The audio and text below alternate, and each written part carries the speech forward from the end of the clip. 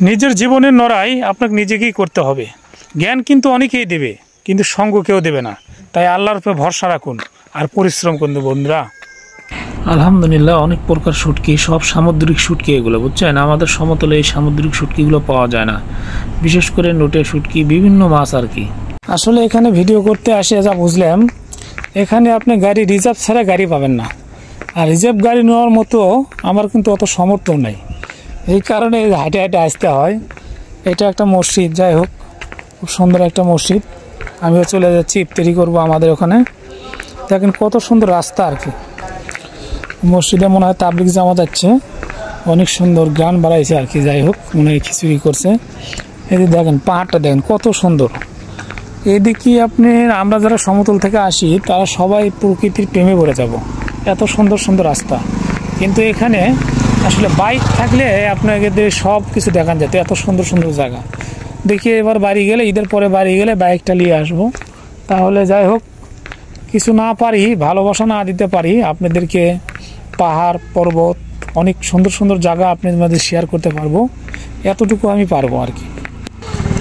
আসলে কি ভাই, আমরা যারা নতুন কাজ শুরু করছি, নতুন অবস্থায় কেউ পাত্তা দেবে না কাউকে, এটাই স্বাভাবিক।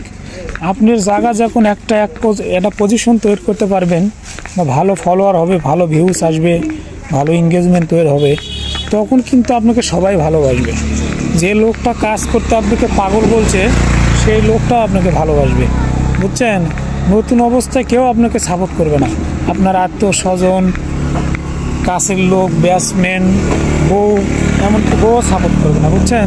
যাই হোক, নতুন করে কাজ করতে গেলে অনেক বাধার সম্মুখীন হতে হবে, চেষ্টা করতে হবে আপনাকে সব সময় নিজের ইচ্ছা শক্তিকে কাজে লাগাইতে হবে। আপনার মন যদি চায় যে আপনি এখান থেকে সফলতা পাবেন, তাহলে আপনি চেষ্টা করতে থাকেন। সেটা 1 মাস, 2 মাস, 6 মাস, 1 বছর, যতদিন লাগে চেষ্টা করেন। আর এটা দেখেন, এগুলো কিন্তু সব সেগুন কাঠ, বুঝছেন।